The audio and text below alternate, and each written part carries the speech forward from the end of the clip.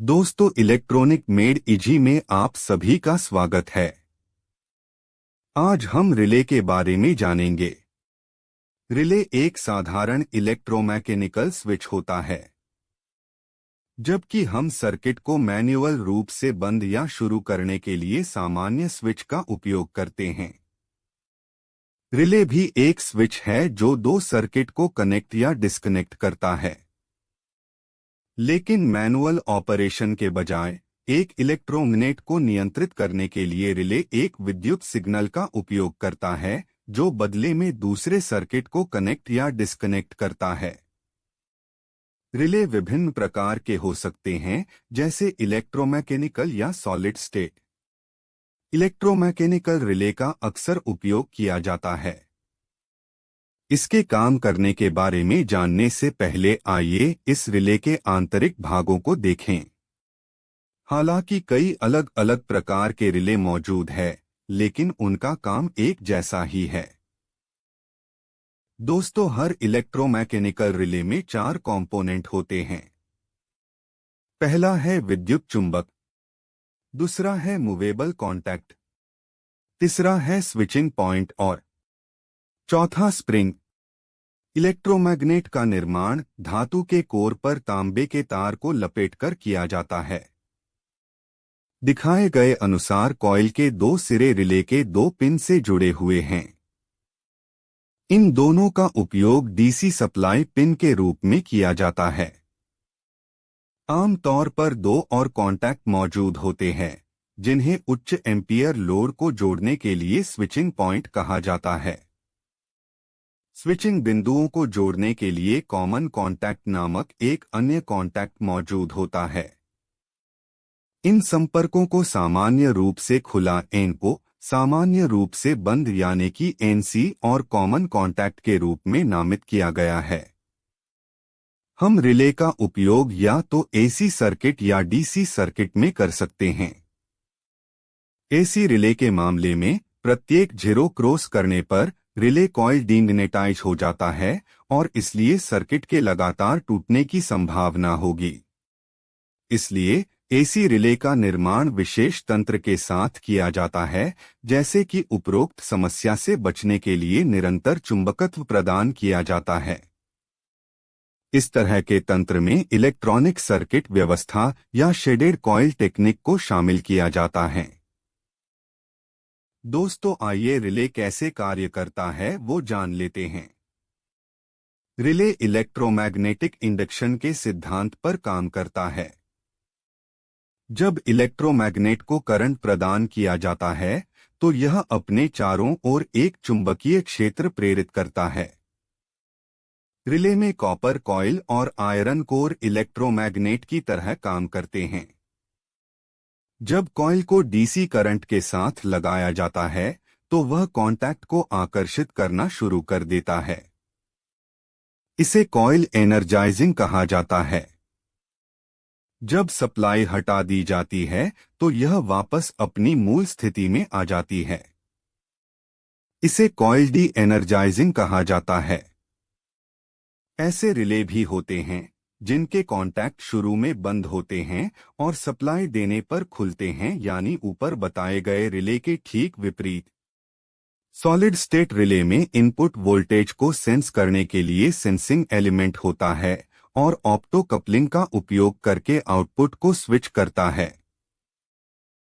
दोस्तों, अब हम कॉन्टैक्ट के प्रकार के बारे में जानकारी लेते हैं। जैसा कि हमने देखा है कि रिले एक स्विच है। कॉन्टैक्ट की संख्या और स्विचिंग सर्किट की संख्या के आधार पर रिले को वर्गीकृत किया जाता है। कॉन्टैक्ट के इस वर्गीकरण के बारे में जानने से पहले हमें रिले स्विच के पोल और थ्रो को जानना होगा। रिले एक या अधिक सर्किट स्विच कर सकता है। रिले में प्रत्येक स्विच को पोल कहा जाता है और कनेक्ट होने वाले सर्किट की संख्या को थ्रो कहा जाता है।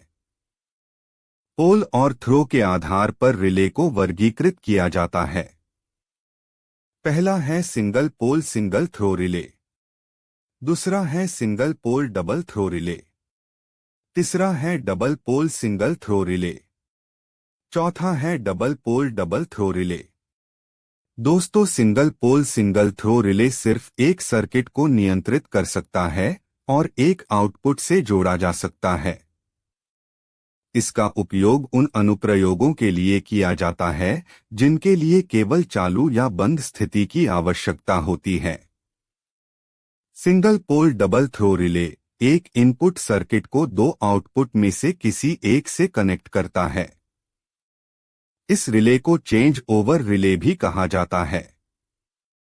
हालांकि single pole double throw relay के दो आउटपुट होते हैं, इसमें दो से अधिक थ्रो हो सकते हैं, जो एप्लीकेशन की आवश्यकता पर निर्भर करता है।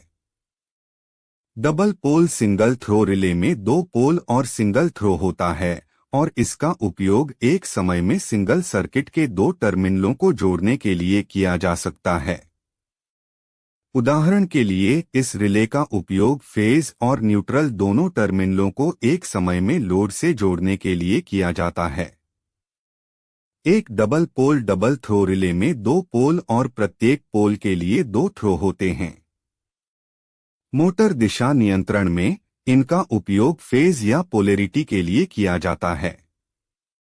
इन सभी रिले के कॉन्टैक्ट के बीच स्विचिंग क्रिया तब की जाती है जब कॉइल सक्रिय हो जाती है।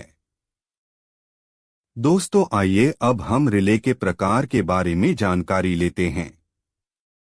रिले को उनकी कार्यक्षमता, संरचना, अनुप्रयोग आदि के आधार पर विभिन्न प्रकारों में वर्गीकृत किया जाता है।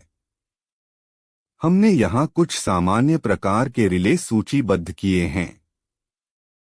Electromagnetic relay, latching relay, non latching relay, reed relay, high voltage relay, small signal relay, time delay relay, thermal relay, differential relay, distance relay, automotive relay, frequency relay, polarize relay, rotary relay, sequence relay, moving coil relay, Buchholz relay dot safety relay, supervision relay, ground fault relay, power factor relay इत्यादि।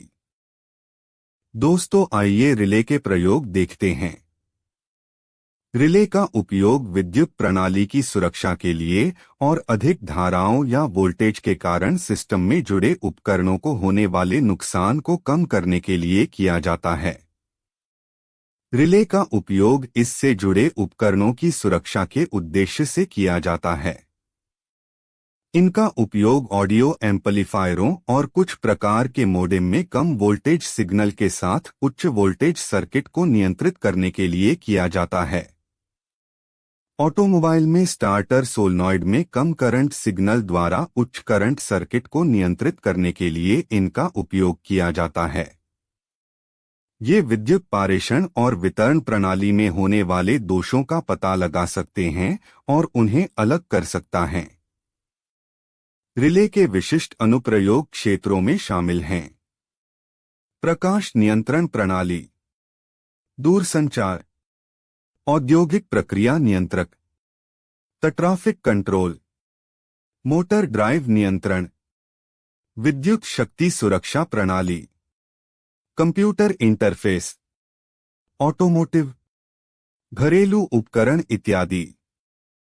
अगर ये video आपको पसंद आया हो तो channel को subscribe करिए, वीडियो को लाइक करिए और शेयर करिए। आप सभी का धन्यवाद।